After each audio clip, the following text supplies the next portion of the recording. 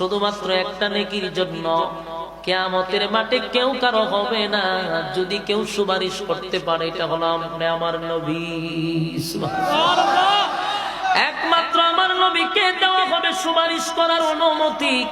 আমার নবী যদি বলে তুই দূর হয়ে যা, দূর হয়ে যা, সেদিন বাঁচানোর কেউ নাই রে, বাঁচানোর কেউ নাই। আমার নবী সেদিন উম্মতের জন্য কাঁদবে,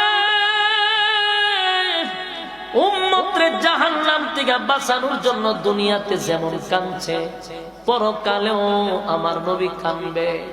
সেই উম্মতের কান্ডারি নবী যদি দূর হতর মতো উম্মত লাগবে না।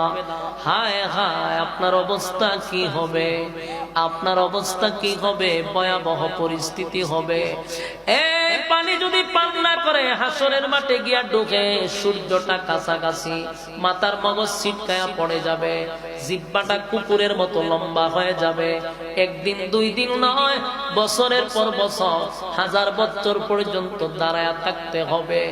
মানুষগুলা আদম থেকে নিয়ে ঈসা রূহুল্লাহ পর্যন্ত শুধু দৌড়তেই থাকবে, কাউরে না কাউরে ম্যানেজ করতে হবে। আদম নবীও ম্যানেজ করতে পারে নাই, নূহ পয়গম্বর কেউ পারে নাই, ইব্রাহিম খলিলুল্লাহরেও পারে নাই, মুসা কালিমুল্লাহরেও পারে নাই। সমস্ত নবীরা বলবে ইয়া রাব্বি নাফসি, আজকে আমার কি উপায় হবে গো? নবীদের কোনো গুনাহ নাই, কোনো গুনাহ নাই। আমরা আহলে সুন্নাত ওয়াল জামাতের আকীদা হলো সমস্ত নবীরা মাসুম, সমস্ত নবীরা মাসুম, তাদের কোনো গুনাহ নাই। নিষ্পাপ নবীরা বলবে আল্লাহ আজকে আমার কি উপায় হবে? আর নবী সারা যত মানুষ আছে, পীর হোক, বুজুর্গ হোক, সাহাবীরা হোক, সবার গুনাহ আছে না নাই? কথা কোন গুনাহ আছে না? আল্লাহ অনেক সাহাবীদেরকে আল্লাহ দুনিয়াতে জান্নাতের সার্টিফিকেট দিয়া দিছে, সাহাবীদেরকে মাফ করে দিছে, কিন্তু তারারও গুনাহ ছিল কি ছিল?